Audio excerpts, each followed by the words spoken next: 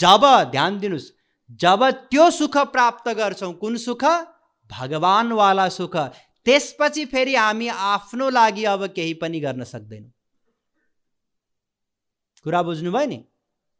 जब हामी भगवानलाई प्राप्त गर्छौं या भगवानवाला आनन्द प्राप्त गर्छौं, त्यसपछि फेरि हामी आफ्नो लागि केही पनि गर्न सक्दैनौँ। त्यसपछि हामी जे पनि गर्छौं अरूको सुखको लागि गर्छौं। जस्तै यहाँहरूले पुरी त पकाउनु भयो होला, सबैभन्दा पहिला मानिलिनुस् मक्खन राख्नुभयो घिउ पार्नको लागि, हैन? मक्खनलाई तल आगो लगाएर भाँडामा मक्खन राखेर तताएपछि मक्खनबाट आवाज निस्किन्छ, हो कि होइन? पट पट पट पट पट पट पट पट पट पट पट। अब चुप। अब आवाज आउँछ? आउँदैन। तर अब यदि रोटी बेलेर पुरी पकाउनलाई राखिदिनु भयो भने अब फेरि आवाज आउँछ कि आउँदैन? फेरि आवाज आउँछ नि। तर त्यो आवाज मक्खनको निम्ति, घिउको निम्ति, आफ्नो निम्ति होइन। कसको निम्ति हो? अर्काको निम्ति। त्यसै गरी जबसम्म हामी त्यो अनन्त आनन्द अर्थात् भगवानलाई प्राप्त गर्दैनौँ, तबसम्म हामी केवल आफ्नो सुखको निम्ति नै प्रत्येक कर्म गर्दछौँ। तर जब हामी भगवानलाई प्राप्त गर्दछौँ, त्यसपछि हामीलाई प्राप्त गर्न बाँकी केही पनि हाम्रो रहँदैन। तस्य कार्यम न विद्यते, गीता 3:17। अब हाम्रो केही पनि कर्म हुँदैन। यदि मानिलिनुस् अहिले हामी सुतिरहेका छौँ भने के को लागि सुतिरहेका छौँ? आनन्दको निम्ति, होइन र? सुत्दा सुत्दै बोर भयो, फेरि उठ्यौँ, के को निम्ति? आनन्दको निम्ति। तर जब आनन्द हामीलाई प्राप्त भयो, भगवानलाई प्राप्त भयो, अब त्यसपछि हामीलाई प्राप्त गर्न बाँकी केही रहन्छ र? रहँदैन नि। हामी त प्रत्येक कर्म अहिले आनन्दको निम्ति गरिरहेका थियौँ। जब आनन्द प्राप्त भयो, जसलाई आनन्द मिल्यो उसलाई के भनिन्छ? महापुरुष भनिन्छ। ध्यान दिनुस्, यहाँहरूले महापुरुष शब्द सुन्नुभयो होला नि। महापुरुष, सन्त, गुरु त्यस्तो व्यक्तिलाई भनिन्छ जसलाई त्यो अनन्त आनन्द मिलेको होस्, त्यही वास्तविक गुरु हो। वास्तविक गुरु भन्नाले हिजो मैले बताए जस्तो पकौडा दिने बाबाजी होइन। बाबाजी मलाई एकदम गाह्रो भयो, संसारमा धेरै दुःख पाएँ, लौ न के गर्ने, यो 2टा पकौडा खानु ठिक हुन्छ, यो गुरुजी होइन। गुरुजीको अर्थ कानमा मन्त्र दिने पनि होइन। गुरुजीको अर्थ, महापुरुषको अर्थ, सन्तको अर्थ के हो? त्यो अनन्त आनन्द प्राप्त गरेको होस्, त्यो वास्तविक महापुरुष हो। यदि उसले प्राप्त गरेको छ भने बल्ल उसले हामीलाई दिन सक्छ नि, होइन र? हामी आनन्द चाहिरहेका छौँ, निरन्तर आनन्द चाहन्छौँ। यदि त्यो गुरुले नै आनन्द प्राप्त गरेको छैन, त्यो अनन्त आनन्द भने उसले हामीलाई के दिन सक्छ? संसारमा त हामीले अहिलेसम्म आनन्दकै भिक्षा मागिरहेछौँ नि। हे पिताजी मलाई आनन्द दिनुस्, हे माताजी आनन्द दिनुस्, हे पुत्र, हे छोरा, हे छोरी मलाई आनन्द दे। परस्पर हामी एकअर्कासँग के माग्छौँ? आनन्द त माग्छौँ। हे पतिदेव मलाई आनन्द दिनुस्, हे श्रीमतीजी मलाई आनन्द दिनुस्। हामी नित्य निरन्तर आनन्द चाहन्छौँ र त्यही आनन्द मागिराखेका छौँ। तर अहिले हाम्रो गडबडी कहाँनेरि छ? एउटा भिखारीले अर्को भिखारीसँग धनको भिक्षा मागिराखेको छ। हामीसँग पनि आनन्द छैन र जोसँग हामी मागिराखेका छौँ उसँग पनि आनन्द छैन। कुरा बुझिरहनु भएको छ? हामीसँग छैन, हामीलाई थाहा छ नि मसँग आनन्द छैन। त्यसै गरी कसैसँग पनि आनन्द छैन। तर हामी चाहिँ के गरिरहेछौँ? मलाई आनन्द दिनुस्। यो जुन आनन्द मागिराखेका छौँ, भिक्षा मागिराखेका छौँ, कोसँग माग्नु पर्यो? भगवानसँग अथवा गुरुसँग। उहाँहरू दुईजनासँग नै के छ? आनन्द छ। भगवान त आनन्द नै हुनुहुन्छ र भगवानलाई प्राप्त गरेको जो महापुरुष हुन्, गुरु हुन्, उनीहरूसँग पनि के छ? आनन्द छ। जस्तै मानिलिनुहोस् यहाँ बिजुलीको तार छ, लाइन आइराखेको छ अहिले। यदि त्यो नाङ्गो तारलाई छोयौँ भने करेन्ट लाग्छ कि लाग्दैन? लाग्छ नि। त्यो नाङ्गो तारलाई छोएको व्यक्तिलाई छोयो भने पनि करेन्ट लाग्छ कि लाग्दैन? लाग्छ नि।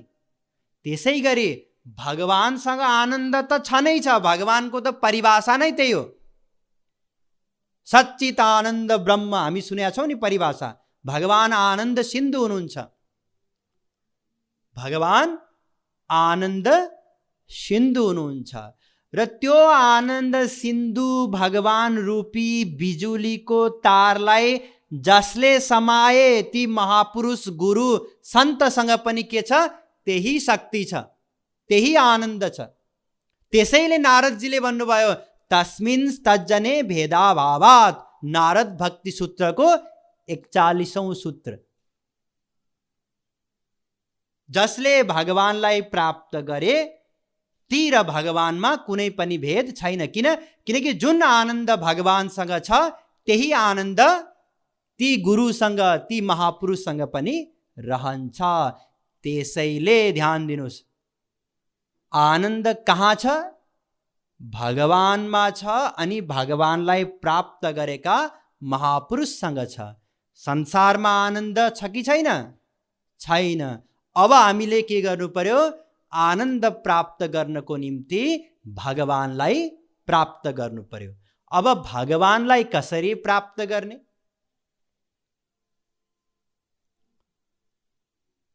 भगवान त सर्वत्र हुनुहुन्छ। एको देव सर्वभूतेषु गूढः सर्वव्यापी सर्वभूतान्तरात्मा। भगवान सर्वव्यापी हुनुहुन्छ, वेदले बतायो। अब यो सर्वव्यापी भगवानलाई प्राप्त गर्नको निम्ति केही पनि गर्नु पर्दैन। केवल एउटा उपाय छ। मन्दिर जानु पर्यो? परेन। किनकि भगवान केवल मन्दिरमा भएको भए यो भनाइ हामी मान्थ्यौँ, पहिला त मन्दिर जाऊ। भगवान त मन्दिरमा पनि हुनुहुन्छ, घट घटमा हुनुहुन्छ। एउटा शायरी छ, साकी शराब पीने दे मस्जिद में बैठकर। इस्लाम धर्ममा पनि शराब पिउनु पाप हो। त्यसैले उनीहरू भन्छन् हे खबरदार, यहाँ मस्जिदमा शराब पिउनु मिल्दैन, पिउनु छ भने बाहिर गएर पिउनु। जेसुकै गर्नु छ बाहिर गएर गर्नु, यो पवित्र स्थान हो, यहाँ पिउनु मिल्दैन। यहाँ शायर भनिराखेको छ, साकी शराब पीने दे मस्जिद में बैठकर, या वो जगह बता जहां खुदा ना हो। खुदा त सर्वत्र हुनुहुन्छ, भगवान सर्वत्र हुनुहुन्छ।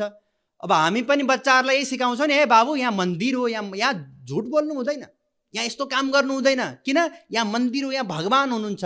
यसको मतलब बच्चाले मनमा नै के बुझ्यो? यो मन्दिर हो, यहाँ भगवान हुनुहुन्छ, यहाँ यो काम गर्न मिल्दैन। मन्दिर बाहिर भगवान हुनुहुन्न, त्यहाँ जे गरे पनि हुन्छ। तुलसीदासजी महाराजले बताउनु भयो, आनन्द सिन्धु मध्य तव बासा, बिनु जाने कस मरत पियासा। हामी आनन्द सिन्धुको बीचमा बसिराखेका छौँ। अर्थात् हाम्रो सर्वत्र वरिपरिको हुनुहुन्छ भगवान हुनुहुन्छ। भगवानलाई यहाँ तुलसीदासजीले के भन्नुभयो? आनन्द सिन्धु भन्नुभयो। किनकि भगवानमा त आनन्द नै आनन्द छ नि, होइन र?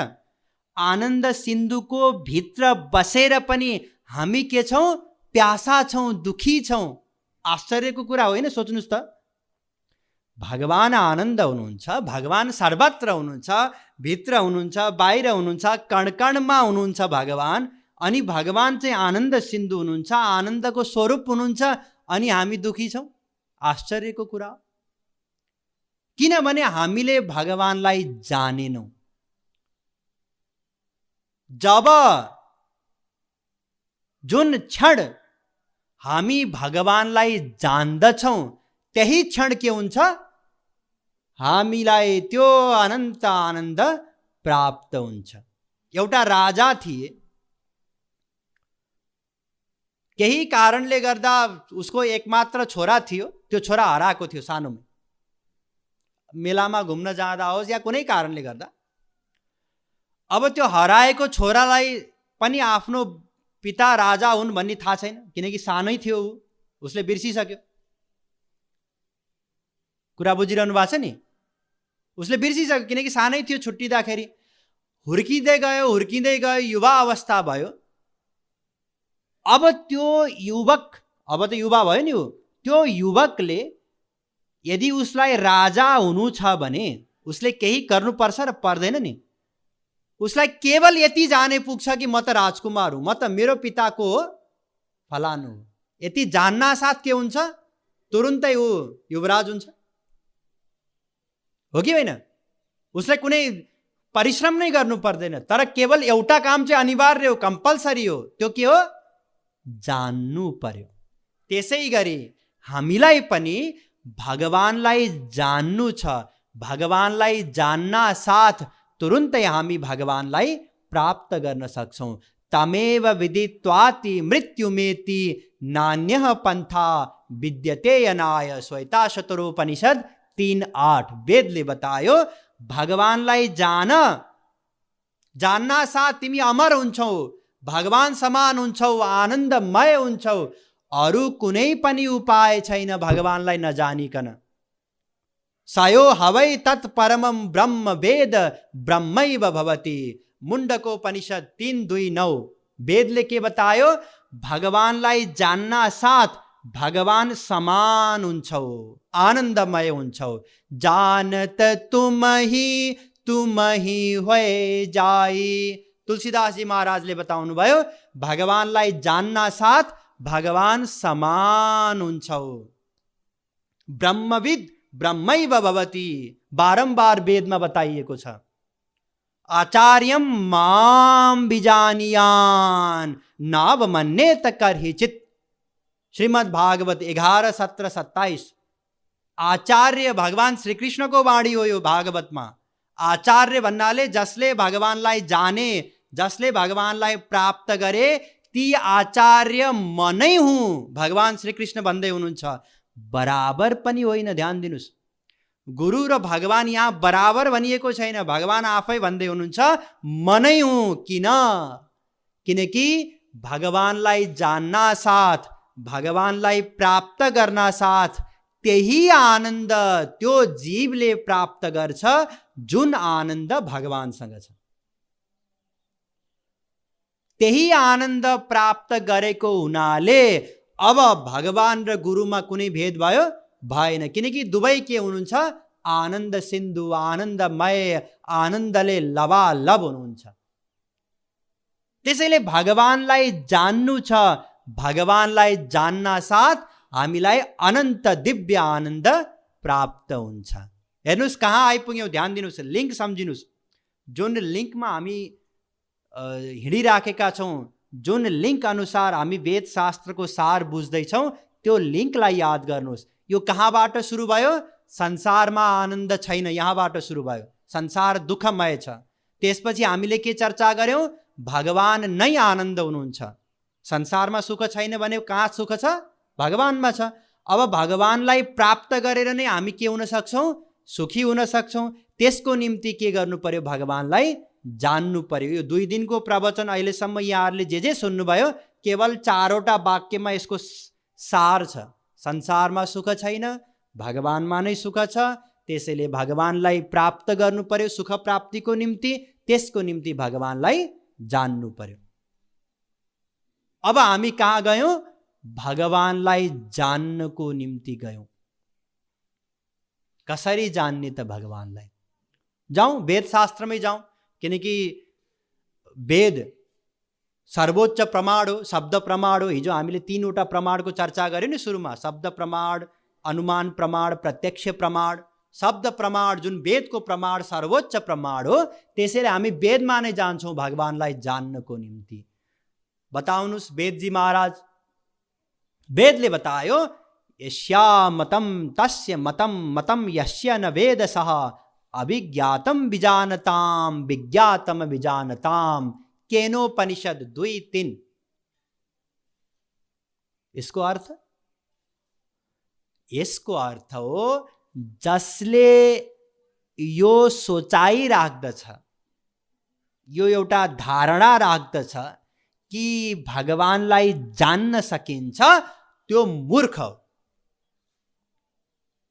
र जसले यो रियलाइज गर्यो, बुझ्यो, मान्यो, प्र्याक्टिकल्ली अनुभव गर्यो कि भगवानलाई जान्न सकिँदैन, उसले भगवानलाई जाने।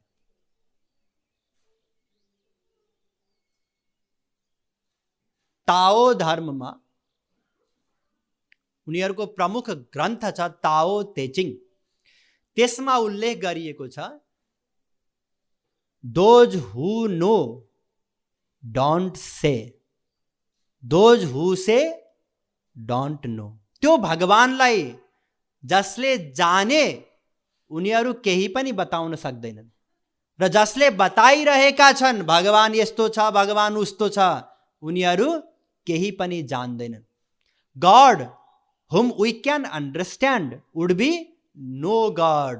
पाश्चात्य दार्शनिक भए एफ.एच. ज्याकोबी, उनले बताए त्यो भगवान जसलाई जान्न सकिन्छ त्यो भगवान नै हुन सक्दैन। किनकि भगवानलाई जान्न नै सकिँदैन। The Tao which can be conceived is not the real Tao.